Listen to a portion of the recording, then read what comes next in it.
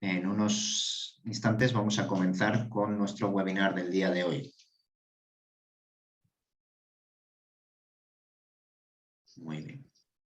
Bueno, como les decía, muchas gracias por acompañarnos el día de hoy en este seminario de invierno de educación de la Universidad Antonio Ruiz de Montoya, que hemos organizado desde la Escuela de Educación de la Universidad y la Cátedra UNESCO en Políticas Educativas y Agenda 2030, también de la UAM. Nuestra charla del día de hoy se llama Educación, Deporte y Discapacidad y está a cargo de la doctora Carmen Ocete de la Universidad Pontificia de Comillas de España.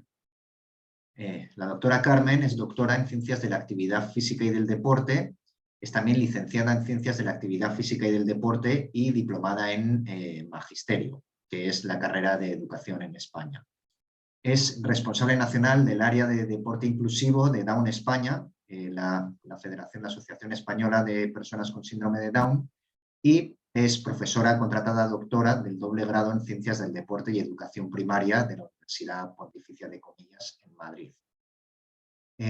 Carmen es autora de más de 100 publicaciones en forma de libros, de artículos en revistas indexadas y de programas educativos. El día de hoy precisamente nos va a estar hablando desde su experiencia y desde su ámbito profesional, dándonos ideas tanto a estudiantes de la carrera de educación, a docentes de educación básica regular, de educación básica especial también o de la educación superior. Por lo tanto, bueno, en nombre de toda la universidad, te agradezco, Carmen, por estar con nosotros el día de hoy y te cedo la palabra. Muchas gracias, Ander. Voy a intentar compartir. A ver, no se puede comenzar a compartir. A ver, necesito que dejes de compartir tú para poder compartir. A ver, creo que te tenemos que... Ya. Vale, aquí. Vale, compartir. Vale, a ver. ¿Veis la pantalla? Sí, Carmen, perfectamente. ¿Sí? Perfecto. Bueno, pues en primer lugar, muchísimas gracias. A ver, se me va. Muchísimas gracias tanto al observatorio como a la cátedra y por supuesto a la universidad, pues por abrirme las puertas para estos días que estoy aquí pasando en Lima y por darme la oportunidad, bueno, pues de estar hoy compartiendo con vosotros este ratito. Cuando estaba preparando la charla, pensaba sobre qué era lo que quería destacar en cuanto a mi experiencia como profesora. Actualmente soy profesora de la Universidad Pontificia de Comillas, pero como bien ha dicho Ander, soy profesora de educación primaria y secundaria y con un perfil investigador. Y siempre pienso en la importancia que tienen nuestros alumnos, ¿no?, como futuros profesionales de la educación, y el profesorado que ya está en activo, que ya está trabajando en los centros educativos y que muchas veces el día a día es tan complejo, ¿no?, atender las características de nuestro alumnado dependiendo del contexto en que nos encontramos, que bueno, que quiero presentaros, pues contaros una historia de cómo llegamos hace unos años a diseñar un programa educativo que se llama Deporte Inclusivo en la Escuela para atender pues una necesidad que se estaba dando a nivel nacional en España, que era la atención del alumnado con discapacidad que se incluía en los centros ordinarios. Voy a hacer una breve contextualización de por qué, cuál era la problemática que teníamos, cómo los programas de intervención nos encontramos que era una herramienta que podía servirnos para atender a esta necesidad, y luego un ejemplo de cómo estos programas también pueden servirnos y arrojar información determinante para el profesorado, desde una perspectiva de investigación, pero de una manera muy sencilla que puede ser aplicable sin tener que estar en un contexto de investigación. Mirad, en los últimos 15 años ha habido un boom a nivel internacional sobre las políticas educativas en relación a la discapacidad. Y viene siendo desde diferentes perspectivas. Hablamos desde qué opinan las familias, hablamos de condicionantes, hablamos de intervenciones y efectos, hablamos de variables que están relacionadas o de características que están relacionadas con los efectos que hacemos en nuestras clases, hablamos de eventos puntuales como estrategias, opiniones de profesorado, de familias, de personas con y sin discapacidad. Es decir, los últimos 15 años las políticas educativas en materia de discapacidad han tenido un boom que a día de hoy es el que nos lleva a estar aquí.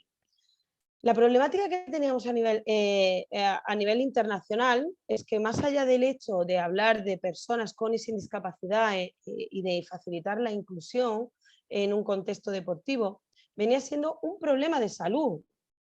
Disculpadme. Venía siendo un problema de salud y la falta de actividad física, la falta de acceso de las personas con discapacidad a entornos donde pudiera practicar actividad física, incluido el ámbito educativo, generaba problemas de salud. En el caso de los alumnos con discapacidad, cuando los incluíamos en contextos educativos generales, en los ordinarios, presentaban una serie de problemáticas que no habían sido abordadas con anterioridad y que nos encontrábamos que teníamos alumnos con discapacidad en clase bajo un marco legislativo que ahora comentaremos, pero que nadie nos daba solución para poder atender. Entonces nosotros decíamos, bueno, a ver, las sociedades modernas, la actividad física y el deporte son un componente fundamental de la calidad de vida, ¿no? Y la calidad de vida entendida vinculada a salud, esa salud física, pero también emocional y psicológica, ¿no? Como un todo. Entonces, si tenemos un marco legislativo internacional y nacional, si ya hay más que evidencia sobre los beneficios del acceso a la práctica deportiva, ¿no?, por parte de las personas con discapacidad, ¿qué ocurre? ¿Qué está ocurriendo? Muy brevemente, por hacer un repaso sencillo, pues, tenemos la Convención sobre los Derechos de las Personas con Discapacidad, que nos hablan del derecho de garantizar la igualdad de acceso a todas las personas con discapacidad, pero no solo en un contexto, nos habla de juegos, de actividades de ocio y de recreación, y nos habla del ámbito deportivo, que es reglado. Y además habla de que esta parte es fundamental para el pleno desarrollo de la persona, de un desarrollo integral, de una perspectiva física, intelectual, psicológica. Además, habla de las responsabilidades de los países, es decir, ya aparece en una convención, en el 2018 es publicado, la responsabilidad que tenemos los países en la promoción de la participación en el recreo, el tiempo libre y los deportes, ¿vale? Para que la persona con discapacidad pueda desarrollar sus capacidades al mayor nivel que pueda. Pero es que además la Convención también nos dice el cómo. Nos dice que ese acceso puede ser en un entorno tanto inclusivo como específico. Cuando hablamos de entornos inclusivos, hablamos de personas con y sin discapacidad compartiendo el mismo espacio y otros factores que ahora veremos. Os pongo aquí la ley del deporte española, que es una ley que actualmente se está actualizando porque es la ley del año 90 y que ahora mismo pues, se ha quedado obsoleta. La evolución en los últimos 30 años hace que esta ley ya no atienda y no recoja las necesidades sociales que tenemos en materia de deporte, pero ya en el año 90 se otorga un valor fundamental al deporte. Y entonces os destaco aquí algunas palabras que me parece que es fundamental entenderlas dentro de una misma frase, y es salud, compensación o corrector de desequilibrios sociales, contribución al desarrollo de la igualdad y generación de hábitos que faciliten la inserción social. Y aquí ya estamos en un sistema educativo, ya no estamos hablando de una práctica de ocio y recreación, estamos hablando del poder que tiene en el sistema educativo que nuestros alumnos puedan acceder a una educación física, teniendo discapacidad con calidad. Hay un momento que es determinante y que explica mucho de lo que ha ocurrido a continuación, a partir del 2001, y es el cambio de perspectiva de la discapacidad por parte de la Organización Mundial de la Salud. Y aquí me voy a detener muy brevemente, pero necesitamos entender, porque a mí cuando me preguntan mis alumnos, oye Carmen, ¿por qué nosotros ahora podemos trabajar con personas con discapacidad y antes no se nos consideraba? Bueno, pues esto es sencillo. Es que anteriormente al 2001 el concepto de discapacidad estaba vinculado y entendido como una enfermedad, por lo cual estamos en un modelo médico. Y este modelo médico no entendía de otros factores y, por tanto, de otros profesionales que se pudiesen vincular a la discapacidad. Después del 2001, el concepto de discapacidad es entendido como una interacción de un individuo, un sujeto, con su entorno. Con lo cual, aquí ya hablamos de unos factores contextuales, unos factores ambientales y unos factores personales. Es decir, cada persona es un individuo con unas características en un entorno con otras características determinadas que van a condicionar el concepto de discapacidad. Entonces, claramente en el sistema educativo hablamos de este contexto, estos factores contextuales nos obligan a hacer una evaluación del entorno. Os pongo aquí unos autores que son Sheryl Williams del 95, que son autores que ya hace 30 años hablaban de la importancia que tiene la evaluación del entorno para poder incluir a los alumnos con discapacidad. Es curioso porque en el 2022 seguimos hablando de esta problemática, ¿no? Identificar estos factores son fundamentales en el proceso de aprendizaje del alumno con discapacidad, porque estos factores nos van a hablar de una serie de barreras, de dificultades y también de unos facilitadores en los procesos de inclusión. Nuestra gran pregunta siempre, entonces, oye, ¿por qué no tenemos mayores niveles de participación en actividades físicas, actividades deportivas por parte de las personas con discapacidad? Mirad, muy brevemente. Hay una serie de condicionantes de la inclusión, como os he comentado anteriormente, que pueden ser barreras y facilitadores. Hay una parte que es fundamental, que son los que tienen que ver con los sociales y emocionales, pero muy en concreto con las actitudes de los agentes implicados. Y esto, ya desde hace un par de décadas, sí, es un eje vertebrador de la investigación, es decir, entender por qué el profesorado, por qué los alumnos sin discapacidad, por qué los alumnos con discapacidad se comportan de una manera determinada, actúan de una manera determinada en procesos de inclusión. Ya contextualizado la inclusión en el ámbito educativo, hay un par de condicionantes que son fundamentales. Por un lado tenemos los propios de los centros educativos y en ellos tenemos dos ejes vertebradores. Por un lado tenemos a los profesores y por otro lado los compañeros sin discapacidad. En el caso de los profesores, la falta de formación en cuanto a cómo atender a los alumnos con discapacidad se ha demostrado que determina la actitud. Y esto es importante tenerlo en cuenta porque yo a lo largo de mis años de experiencia en programas educativos y en formaciones, hay una parte que es fundamental entender y es que muchos profesores me decían, mira Carmen, yo no tengo una actitud de rechazo ante la discapacidad. A mí lo que me ocurre es que no sé cómo hacerlo, no me he formado, no entiendo bien qué puedo hacer y qué no puedo hacer, si lo que hago es correcto o no, o simplemente no conozco debidamente las características que tiene el alumno con discapacidad y eso cómo influye en la práctica, en su día a día. Con lo cual, mi actitud de rechazo no es una actitud con una perspectiva y una filosofía de rechazo, sino que viene condicionada por mi temor, mi miedo a no sentirme competente. Hablamos entonces de autoeficacia, esa vinculación de la autoeficacia y la actitud del profesorado.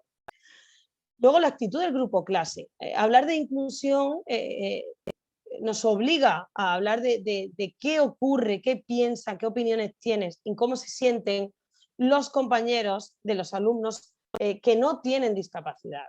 Y me detengo aquí porque en España, hasta hace unos años, los alumnos con discapacidad no estaban en centros ordinarios. Quiere decir que muchas veces los alumnos sin discapacidad nunca habían tenido contacto con la discapacidad y sentían rechazo por muchos motivos, entre ellos el desconocimiento, no haber tenido contacto y no entender por qué ocurrían determinadas actitudes o comportamientos de sus alumnos con discapacidad. Y eso ha sido determinante para entender por qué había procesos de inclusión educativa que no favorecían al alumno con discapacidad, por qué no había éxito en esa inclusión. Y luego los condicionantes sociales, la falta de sensibilización y de conocimiento sobre la discapacidad. En términos generales, es decir, no solo desde el profesorado o el alumnado, sino también las propias familias de los alumnos sin discapacidad, las familias de los alumnos con discapacidad que no terminan de entender la inclusión, seguramente porque en ocasiones anteriores pues, o en determinados escenarios no hayan sentido que su hijo haya sido tratado o haya sido incluido de la mejor manera. Con lo cual, a día de hoy, una de las grandes evidencias que tenemos es que no hay las interacciones entre los alumnos con y sin discapacidad siguen siendo problemáticas. Entonces, nuestra gran pregunta es, oye, desde las barreras que podemos encontrar en la inclusión de alumnos con discapacidad, ¿cuáles son y de qué tenemos que estar pendientes? Bueno, pues os he hecho aquí un resumen de las principales. Luego, cada una de ellas va cogiendo mayor o menor peso en función del tipo de discapacidad, del centro educativo, de las características del entorno. Bueno, pues estas son comunes, que es la accesibilidad, es una barrera cuando no la hay, tanto a nivel físico como cognitivo, a nivel de información. Las familias, como hemos comentado anteriormente, pues muchas veces pues porque no han tenido buenas experiencias y no entienden por qué su hijo tiene que estar en un escenario o en otro. La falta de programas, la falta de poder acceder a práctica de actividad física y deportiva, pero también la falta de programas en otras áreas, en educación. La falta de información, ¿no? No entender qué está ocurriendo, no entender por qué un centro educativo toma determinadas decisiones, no entender por qué un profe toma determinadas decisiones. Y para mí esto es una de las claves. Las familias, los alumnos, el profesorado, hay que informar. Antes de llevar a cabo determinadas acciones, hay que informar de por qué se hace. La comunicación a todos los niveles, 360 grados, desde un eje más vertical, como puede ser una directiva, hasta que llega al final a la última familia, al último alumno, como la comunicación entre profesorado, entre departamentos.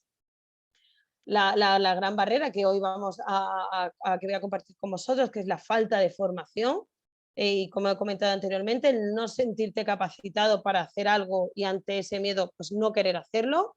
Y luego los propios factores personales, las propias características del alumno, que hay que tener en cuenta que una falta de acceso a determinados escenarios, puede ser actividad física y deportiva, puede llevar a tener una desmotivación, una falta de interés o de gusto pues, por la práctica deportiva.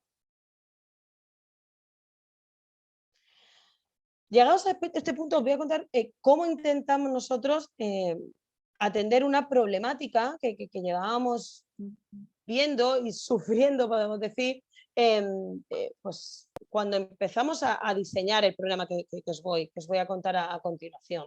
Y es que nosotros éramos un grupo de profesores de universidad, profesores de educación física, que trabajando en una cátedra de investigación, yo en su momento estaba en la Universidad Politécnica de Madrid, en la Facultad de Ciencias, Actividad Física y el Deporte, continuamente estábamos recibiendo demanda por parte del profesorado que nos pedía, pues, oye Carmen, ¿cómo puedo trabajar unidades didácticas en educación física con un alumno con sordera?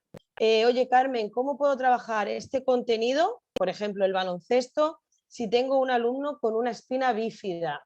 Bueno, nosotros íbamos, la sensación que teníamos es que íbamos parcheando, íbamos atendiendo esas necesidades, pues mira, pues me he leído esto, adáptalo, te voy a poner en contacto con un profe de otro centro para que hables con él y que él te cuente, porque yo creo que él estaba trabajando de esta manera y te puede servir. Es decir, un parche que no terminábamos de solucionar nada.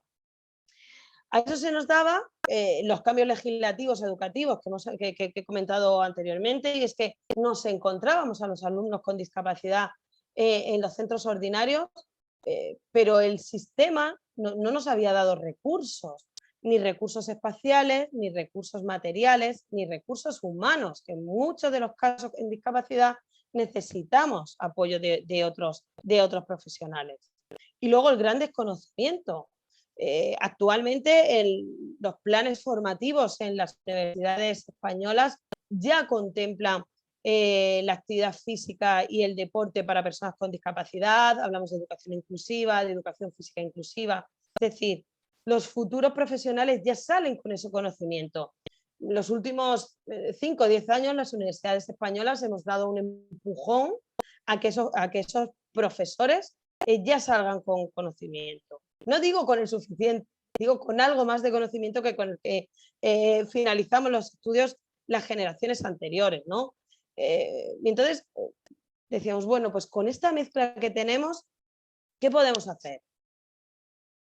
Pues hoy hicimos una revisión para ver qué se estaba haciendo a nivel internacional en cuanto a atender a alumnos con discapacidad en educación física. Y os pongo un ejemplo de programa que está contextualizado en educación física, pero que vosotros también podéis intentar aterrizar, llevaros a vuestra área de conocimiento y intentar hacer algo similar si lo creéis oportuno, si creéis que puede ser interesante.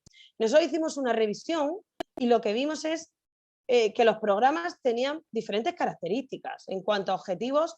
Pues uno se centraba más en el profesorado, otros en el alumnado. Los marcos teóricos eran muy distintos. Nosotros elegimos una teoría que nos ayudaba a explicar cómo se formaban las creencias, porque queríamos saber qué ocurría cuando los alumnos con y sin discapacidad estaban juntos y convivían en una sesión de educación física. Entonces, buscamos un sustento teórico que nos diera claves para entender cómo se formaban las creencias. Había programas de todo, había sesiones de un día que tenía las evidencias decían que había unos resultados excelentes, había programas de 5 sesiones, 8 sesiones, 20 sesiones, wow, qué discordante eran las características de los programas, no había un consenso. Había diferentes estrategias, las estrategias fundamentales que se utilizaban era la información sobre la discapacidad, el contacto directo con personas con discapacidad y la simulación de la discapacidad. Y todas estas muy bien detalladas de cómo debían hacerse. Pero los programas cada uno los utilizaba de manera indistinta, unos las combinaban, otros lo utilizaban por separado y tenían buenos resultados. O sea, que había un cierto falta de consenso incluso en qué estrategias podían funcionar mejor que otras. El tipo de discapacidad al que nos dirigimos, pues no es lo mismo trabajar con discapacidad física que intelectual, que sensorial, o con todas. ¿Cuáles son las características que tiene mi centro? ¿Cuáles son las características de mis alumnos? ¿Tiene sentido que aborde todas? ¿Tiene sentido que me centre solo en una? ¿Cuál es el objetivo que me planteo como profesor? Y luego en nuestro caso, pues puesto que estamos en un contexto de educación física, nuestro contenido era el deporte adaptado, con un planteamiento inclusivo, pero siempre desde la perspectiva de este contenido. Bien, llegados a ese punto, nos dijimos, bueno, pues estamos hablando de, nosotros diseñamos el programa en el 2011, es que al tiempo pasa muy rápido.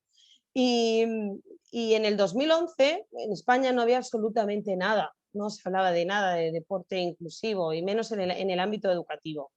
Y el perfil que estábamos de profesores, pues éramos profesores de primaria y secundaria, de universidad, especialistas en deporte adaptado, en deporte inclusivo, que dijimos, pues vamos a hacer un programa que atienda la realidad de los centros educativos de la Comunidad de Madrid, en España, que tienen unas características determinadas. En España las comunidades autónomas tienen las competencias, con lo cual Madrid no es lo mismo que Andalucía o que Cataluña o que Comunidad Valenciana. Entonces, en nuestro contexto, con nuestras características, diseñamos este programa. Mirad, el programa se llama Deporte Inclusivo en la Escuela y nosotros lo que queríamos es que fuera una herramienta muy real, muy práctica para el profesorado de educación física. Y las características que tenían, pues, oye, habíamos fundamentado en la teoría del contacto, que era, nosotros queríamos que el alumnado tuviera contacto con compañeros con discapacidad, pero también con otros modelos, como son deportistas de alto rendimiento, deportistas paralímpicos, que fueran a los centros a dar charlas y que ellos vinculasen la idea de discapacidad no a la idea continua que tenemos de falta de sentimientos de pena, sentimientos de falta de capacidad, sino a la idea de una persona que es un deportista, que supera barreras, que tiene capacidades y que puede ser un modelo social también. Utilizamos las 3 estrategias combinadas: información, simulación y contacto directo. Lo ajustamos al currículum de educación física de la LOE, que era la ley que en ese momento estaba vigente en España en el 2011. Buscamos apoyo institucional, y esto es una cosa que nosotros teníamos muy clara, y es que cuando uno quiere hacer algo que tenga peso, algo que en este caso un programa que tuviera estructura y que fuera sólido y que no fuera algo puntual, necesitábamos tener a compañeros de viaje que estuvieran a la altura. Nosotros, cuando diseñamos el programa, buscamos el apoyo principalmente del Comité Paralímpico Español, que el primer año fue el que financió el programa. Y esto es importante porque contábamos con recursos económicos para tanto el diseño como la implementación del programa. Buscamos el apoyo de federaciones nacionales. O sea, si voy a hablar en los centros educativos de baloncesto en silla, pues lo que tiene sentido es que la Federación Española de Deportes para Personas con Discapacidad apoye el programa. Y como ese deporte, todos los demás vinculados a otras federaciones. Consejo Superior de Deportes, pues, es el organismo que en España regula el deporte, y creíamos que era importante que fuera conocedor del programa y, por tanto, que diera su apoyo. Entonces, para ello nosotros diseñamos unidades didácticas, que es el lenguaje que utilizamos los profesores, ¿no? Ese diseño tenía que ser un diseño que fuera muy real, que un profe cogiera una unidad didáctica concreta para un curso, una etapa, un ciclo, y entendiese cómo llevarla a cabo en el marco del currículum que le exige la ley de educación. En su momento lo publicamos, aquí os pongo una foto de la portada, lo publicamos en libro, porque lo digital ni mucho menos funcionaba. Ahora os contaré cómo dimos el salto a lo digital. Algunas de las estrategias que también utilizamos, aparte de las charlas, fue la donación y préstamo de material, que ahora os lo detallo, y finalmente hacemos un evento deportivo como cierre del programa. Mirad, nuestros objetivos los teníamos muy claros, y por un lado es que queríamos promover la práctica educativa inclusiva en los centros educativos, que le queríamos la promoción. Por otro lado, queríamos dar a conocer los deportes adaptados y paralímpicos por los propios alumnos con discapacidad, que muchos de ellos no eran conocedores de las posibilidades que tenían de la práctica deportiva. Y por otro lado, queríamos concienciar, sensibilizar sobre la situación de las personas con discapacidad de una manera general a la comunidad educativa. Desarrollaremos recursos didácticos, pues, por ejemplo, cada deporte tenía 25 tareas, una ficha para el profesor con un contenido teórico donde el profesor podía encontrar desde las características del deporte que iba a llevar a cabo, cómo se podía plantear de manera inclusiva, qué relación tenía con el movimiento paralímpico, referencias bibliográficas, ¿vale? De esa ficha del profe sacábamos un extracto para el alumno. ¿Por qué? Pues porque también es necesario darle información al alumno por escrito, que lea, que digiera, ¿no? Una serie de cuestionarios como una herramienta para el profe para evaluar en caso de que lo creyera necesario, y recursos audiovisuales. En este caso, eran 2 tipos de vídeos por cada modalidad deportiva. Un vídeo que explica en qué consiste el deporte de manera visual, 3 minutos y medio, una píldora en la que tanto el profe como para el propio alumno sirve para entender en qué consiste ese deporte, esa modalidad deportiva. Os pongo el ejemplo del baloncesto en silla, pero pues estamos desde bádminton inclusivo, goalball, rugby, hockey, patinaje, ¿vale? Y otro vídeo donde seleccionábamos algunas de las tareas que creíamos que el profesor necesitaba ver en vivo, las grabamos con alumnos nuestros, las pusimos en práctica y contaban con esos vídeos como recurso para el profe. Es decir, wow, no entiendo bien esta tarea que puede ser más compleja. Y tienes un vídeo que ves en vivo cómo se plantea. Decimos qué tienes que tener en cuenta, qué problemática puedes tener, qué debes considerar. Los primeros años donábamos material a los centros educativos. El programa ha evolucionado mucho y por temas de propia sostenibilidad del programa es imposible. Pero donábamos material deportivo al centro, balones de golbol, ahora lo cuento con detalle. Y el material que prestábamos, como podían ser sillas de ruedas, cada semana en los centros educativos tenían durante esa semana 10 sillas de ruedas a su disposición. Y juegos de bocha, deporte específico para la parálisis cerebral. Y esa semana el profe se organizaba, lo calendarizábamos y el material iba rotando. Mirad, aquí os pongo algunos de los contenidos, ¿vale? Como entendíamos, actualmente hay 26 deportes, 53 modalidades deportivas, porque, por ejemplo, pues, dentro de fútbol tenemos el fútbol 5 ciegos o el fútbol 7 para parálisis cerebral. O en atletismo tenemos atletismo para personas ciegas o personas para discapacidad visual. En baloncesto tenemos baloncesto en silla, baloncesto para discapacidad intelectual. El programa ha ido creciendo como un ser vivo. El primer año empezamos con 12 deportes, actualmente estamos en 26, 52 modalidades deportivas. Y es un programa que demandaba material deportivo. En nuestro caso era deportivo. Pues bueno, pues el primer año pues donábamos desde balones de golbol, antifaces, cuerdas guía. Luego con los años hemos ido enseñando a los profes a desarrollar e ir haciendo sus propios materiales para no depender de material deportivo donado. La importancia de ir con entidades que te apoyen y aquí os pongo algunas, hay muchas más. Os pongo algunas de las principales, como pueden ser federaciones deportivas españolas convencionales, es decir, no específicas de la discapacidad, como puede ser la Federación de Ciclismo, la de Rugby, federaciones específicas del deporte adaptado, como deporte para personas con parálisis cerebral, la de discapacidad intelectual, Comunidad de Madrid como organismo, ¿no? Que en nuestro caso la formación del profesorado depende en gran parte de lo que hacen, de los cursos que sacan de actualización del profesorado, o otras entidades como pueden ser Special Olympics, fundaciones, Down España.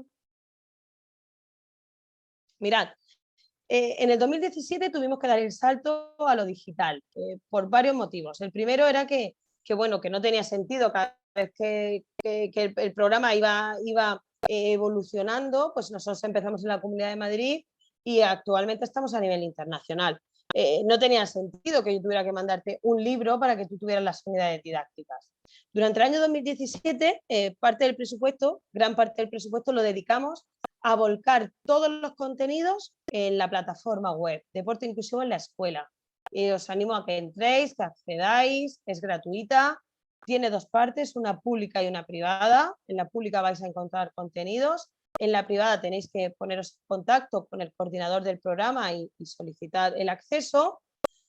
Y ahí volcamos todos los contenidos. ¿Qué queríamos? Queríamos que cualquier profe en cualquier punto del mundo de habla hispana pudiera acceder a todo lo que os he contado y que de manera independiente pudiera llevarlo a cabo en su centro educativo.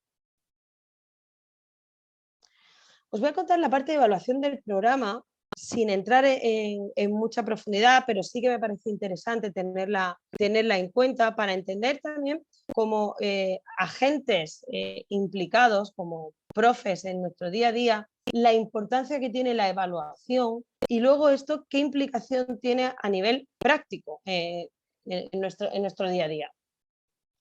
Mirad, el primer año, el diseño que hicimos de investigación, os lo pongo todo para que tengáis una idea general, una foto general. Entendíamos que debíamos saber si nuestro programa estaba sirviendo para lo que queríamos que sirviese, ¿no? Que eran esos objetivos que os he puesto generales sobre la promoción, la concienciación, la sensibilización. El programa tiene un carácter científico, investigador, claro y evidente. aunque en el día a día de la implementación del programa esto no sea la característica principal, pero detrás sí tenía ese sustento investigador. Entonces, por ejemplo, os pongo aquí, pues, ¿qué hicimos? Teníamos diferentes agentes implicados, que les llamamos muestras, ¿no? Los alumnos sin discapacidad. Mirad, el programa lo hicieron el primer año casi 4.000 alumnos sin discapacidad. Finalmente tuvimos una muestra de 1.000 alumnos, un poco más, 1.068, que participaron en el programa y que pudimos tomar datos. ¿Cuál era nuestro objetivo con ellos? Pues por un lado, queríamos saber cómo impactaba este programa en su actitud hacia la inclusión de compañeros con discapacidad, pero además, ¿qué ocurría con las creencias sobre estar con sus compañeros con discapacidad? Porque no era lo mismo contestar que no te importa o que quieres que tener un compañero con discapacidad en clase, a que tu compañero con discapacidad en las sesiones de educación física formen parte de tu equipo y tú quieras que esté. Esa era la gran diferencia de los matices que luego nos estaba diciendo la literatura a nivel internacional que era la problemática. No me importa que esté mientras que a mí no me afecte, ¿no?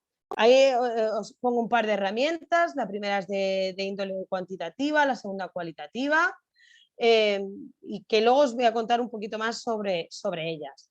En el caso de profesores de educación física, pues os lo he ido adelantando un poco en la introducción, ¿no? Queríamos saber cómo impactaba el programa en su autoeficacia, cómo de capaz se veían antes y después del programa de atender en unas condiciones inclusivas a alumnos con discapacidad, y además a analizar su actitud hacia la inclusión. Al profesor le dimos una herramienta que era el diario del profesor para evaluar el programa. A priori os diré que el diario del profesor, que ahora os voy a tallar un poquito, era una herramienta en la que nosotros no teníamos especial interés. Creíamos que era necesaria, pero que luego resultó ser una herramienta muy poderosa de información para nosotros. En el caso de alumnos con discapacidad, pues bueno, nosotros queríamos ver cómo impactaba en el autoconcepto y en la autoestima, que son dos dimensiones sobre las que se construye otros constructos determinantes para la vida, y bueno, queremos ver qué pasaba antes y después del programa. Y os voy a contar muy brevemente qué resultados obtuvimos y para qué nos servía.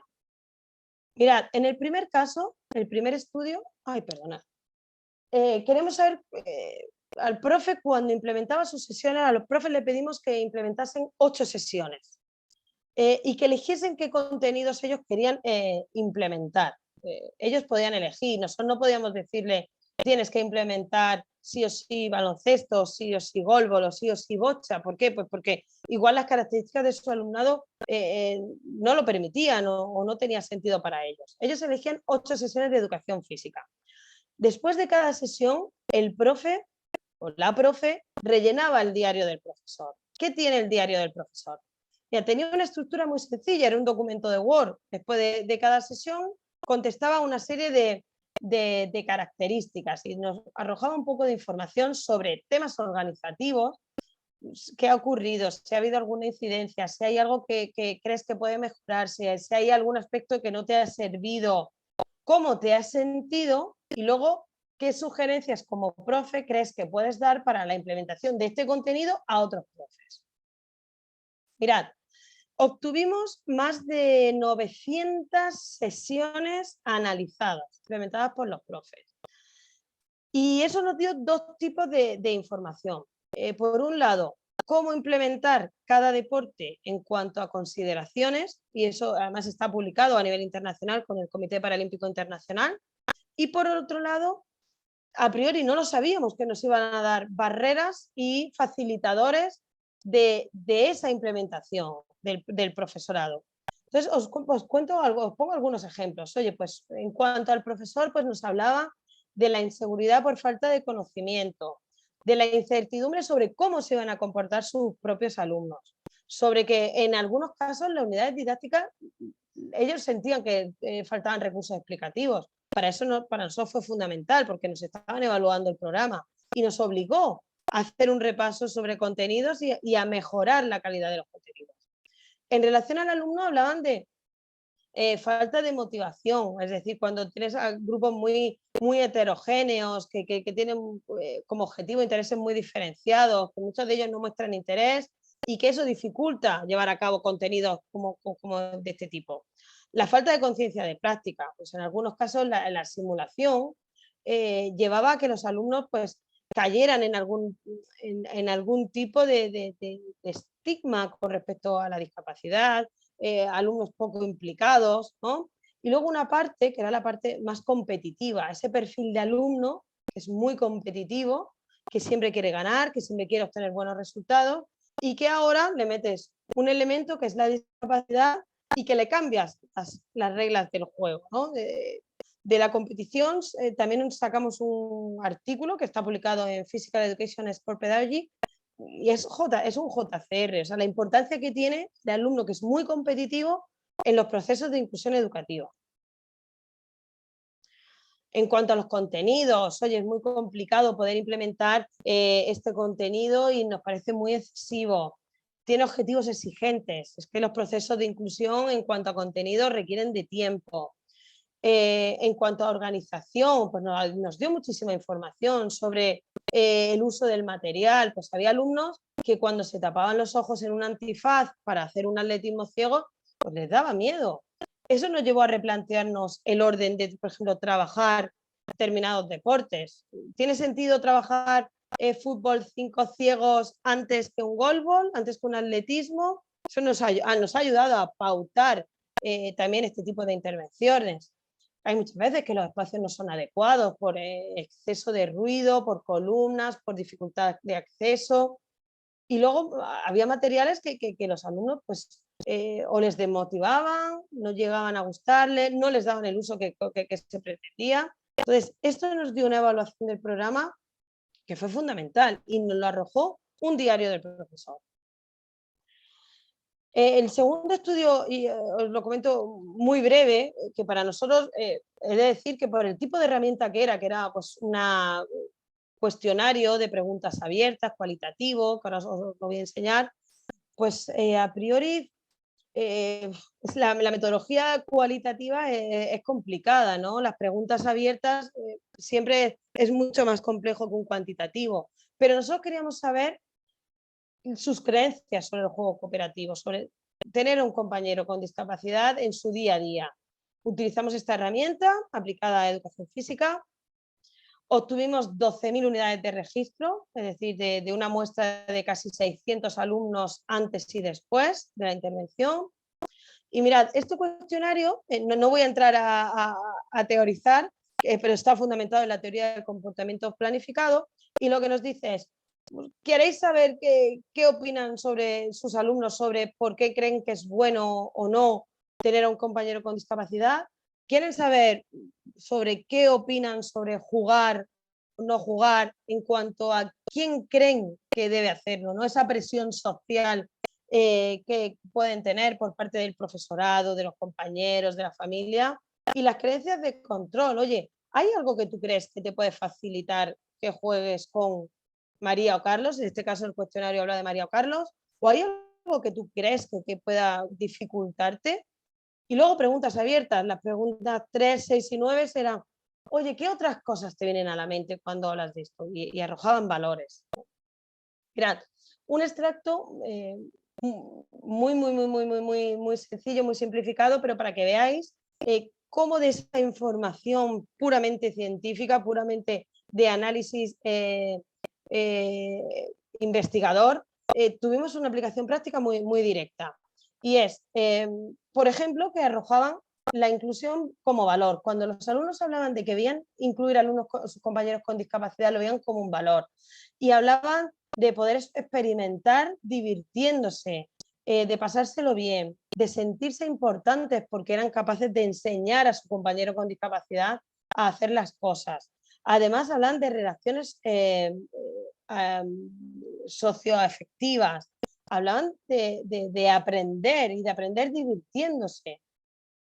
Sin embargo, también nos hablaban de la inclusión como un obstáculo. Entonces, nuestros alumnos hacían alusiones, por ejemplo, a sensaciones de desagrado, creían que iban a tener que esforzarse mucho más porque iban a necesitar ayuda, hablaban de que les daba pena, en muchos casos arrojaban respuestas sobre la burla, hablaban de que esas limitaciones les iban a afectar y pensaban que tener un compañero con discapacidad iba a ser un continuo demandante de apoyo y de ayuda y que eso al final iba a revertir en su rendimiento deportivo, en la competición, en la mejora de sus habilidades y sus capacidades. Y daban respuestas del tipo, me dan pena que no puedan hacer lo mismo que yo, porque de salida ya pensaban que no podían hacer lo mismo que ellos, pues no me agrada mucho que esté conmigo en clase, creo que voy a tener que tener mucha paciencia, no se van a mover con la misma rapidez porque son discapacitados, yo jugando rápido al baloncesto y él muy lento. Es decir, aquí estamos viendo ese tipo de creencias a priori que tenía el alumnado en cuanto a tener un compañero con discapacidad en clase. Por último, a modo bueno, pues no sé si de conclusiones, más bien de reflexiones, y luego pues estaré encantada de que hablemos y comentemos sobre lo que consideréis. Yo pongo alguna de las bueno, reflexiones que hemos ido haciendo con el paso de los años, después de llevar 11 años implementando el programa. El programa ha evolucionado de muchas maneras. Ahora no solo estamos en el ámbito educativo, sino también estamos en escuelas deportivas, nos sirve para formar a profes en activo, nos sirve para formar a técnicos deportivos y entrenadores. Ahora mismo lo tenemos como un contexto también de formación en el ámbito universitario y tenemos trabajos de grado y de máster que están fundamentados en el programa. Con el paso de los años, seguimos convencidos de la necesidad de que los diseños sean individualizados. No podemos estandarizar los programas. Es decir, este programa que tiene unas características que son las que son y que limitan su implementación, tiene que ser llevado a cada uno a su contexto con las características que tengan sentido y con lo que pueda funcionar. Por eso es importante que a priori conozcamos cuáles son las características de nuestros alumnos. Creer que todos los alumnos van a reaccionar igual y que todos tienen de base un punto de partida similar es erróneo, es erróneo. Entonces es importante conocer previamente qué opinan nuestros alumnos. Y esto no tiene que ser en un gran contexto de investigador. Puede ser simplemente al principio de curso con un cuestionario, con unas preguntas sencillas que nos ayude a entender con qué realidad vamos a trabajar, ¿no? Y eso nos ayuda a plantear objetivos reales y estrategias reales. Luego las herramientas, pues bueno, pues muchas veces utilizamos herramientas que no están adaptadas, no están contextualizadas, ¿no? a nuestro entorno. Entonces nosotros nos vimos obligados a las herramientas que se solían utilizar a nivel internacional, adaptarlas y validarlas al contexto español, pues porque ni el tipo de contenido que trabajaban, ni la forma de plantearlo tenía sentido en nuestro entorno. Y es importante tenerlo en cuenta porque una herramienta mal elegida nos puede dar un resultado no esperado. Entonces es tan importante saber con qué medir. Luego tenemos una problemática en que muchas veces los alumnos no entienden qué están haciendo y esto es un trabajo previo de preparación, de concienciación, de sensibilización, ¿no? Al igual que el profesorado. El profesorado es una herramienta poderosísima, poderosísima, más allá de los procesos de enseñanza y aprendizaje que tenemos que conseguir en el marco de un currículum. Somos agentes de cambio, somos agentes que podemos ayudar a la transformación social.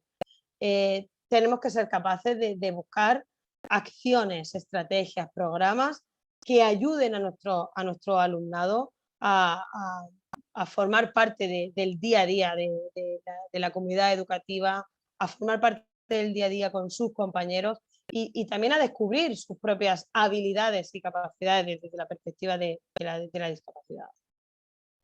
Bueno, pues muchas gracias por vuestra atención y bueno, pues estoy a vuestra disposición tanto hoy en este foro como cuando queráis a través del correo electrónico. Estamos en contacto, por supuesto.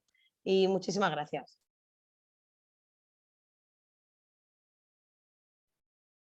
Muchísimas gracias, Carmen, por por esta increíble exposición. Yo creo que nos has enseñado muchísimo, ¿no? Desde todos los ámbitos, ¿no? Nos has estado explicando en qué consiste, cómo ha ido cambiando un poquito el paradigma, ¿no? de investigación, nos has ido explicando enormemente y de manera muy profunda todo el tema bueno, nos has enseñado distintas investigaciones, nos has enseñado programas, yo creo que ha sido una presentación súper completa, ¿no?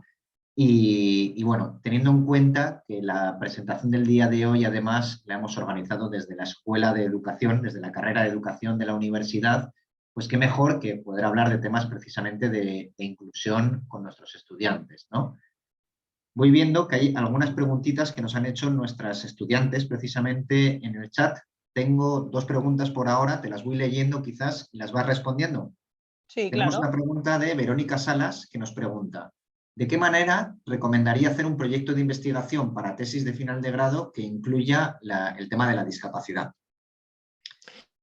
Pues mira, Verónica, es que es muy amplio porque tesis final de grado que incluya discapacidad te da la opción de poder hacer desde diseños, puedes diseñar una unidad didáctica y llevarla a cabo en un centro educativo y ese diseño ya te puede servir como parte de tesis de final de grado.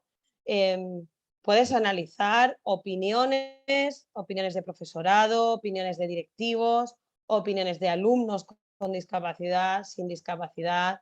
Eh, Puedes hacer grabaciones y hacer análisis observacional de qué ocurre en determinados comportamientos o actitudes en clase.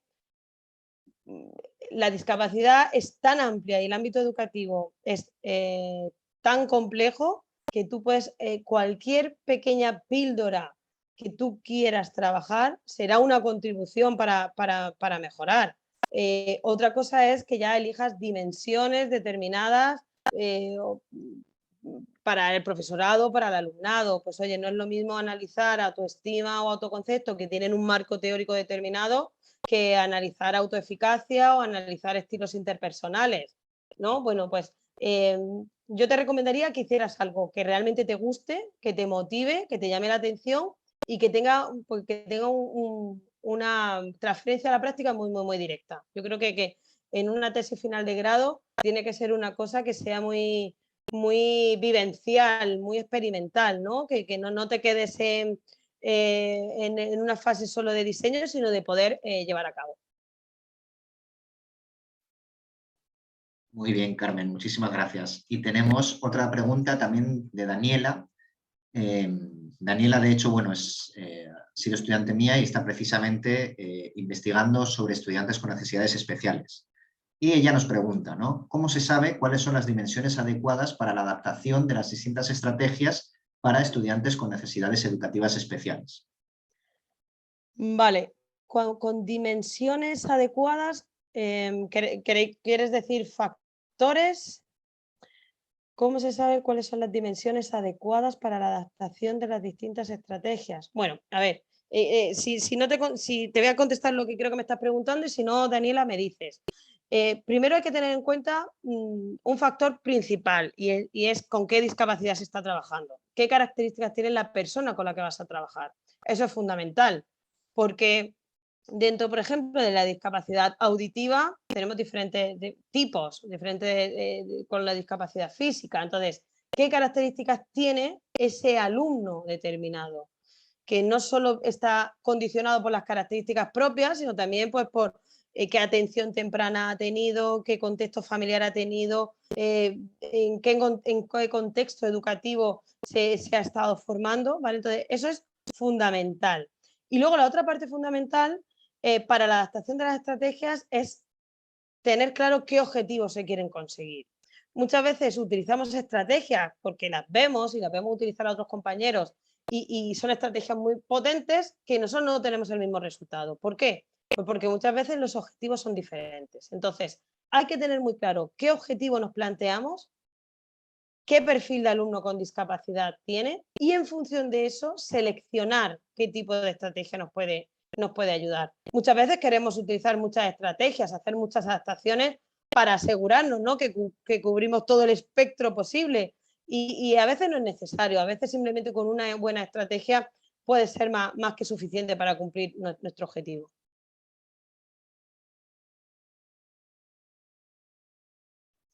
Muy bien, Carmen. Muchísimas gracias. No veo más preguntas por aquí y creo que tampoco nos han hecho preguntas por el Facebook. Pero bueno, yo creo que ha sido una ponencia súper interesante, ¿no? Que ha sentado las bases. Yo creo que todavía están ahí asimilando un poquito todo lo que nos has comentado. Igualmente, a nuestros queridos estudiantes y compañeros docentes, Carmen nos ha dejado ahí su correo y si no, bueno, a partir del correo donde les ha llegado la invitación el día de hoy, es el mío, me pueden escribir y les pongo en contacto con Carmen para cualquier futura duda que puedan tener. No se olviden, mira, y nos comenta André, ¿no? Que excelente ponencia, que ha estado todo muy claro. No se olviden de rellenar el formulario que les hemos enviado ahora para poder recibir la certificación que les vamos a brindar por la participación el día de hoy. Bueno, Carmen, no sé si quieres cerrar ya tu ponencia con alguna última cosita. Nada, pues daros las gracias una vez más por estar aquí y permitirme compartir con vosotros mi experiencia. Y bueno, pues animarles a todos aquellos que empiezan a tener ideas en la cabeza y que empiezan a tener inquietudes a llevarlas a cabo. Nunca hay un momento idóneo para dar el primer paso. El momento idóneo es este, porque siempre creemos que nos faltan conocimiento, ayuda, apoyos y muchos factores. No hay un momento perfecto para dar el primer paso, animarlos y por supuesto que estoy a vuestra disposición, que cualquier cosa que necesitéis, pues estamos en contacto. Muy bien, Carmen. Muchísimas gracias una vez más y muchas gracias a todas las personas que han participado el día de hoy. Nos vemos el miércoles también con la doctora Ocete para hablar sobre la inclusión de los objetivos de desarrollo sostenible en nuestros proyectos de investigación. Yo creo que es algo muy importante para docentes, pero también para estudiantes que estén empezando a preparar sus tesis, ¿no? Nos vemos pronto. Cuídense. Buenas noches. Gracias. Gracias, Carmen. Buenas noches. Hasta luego.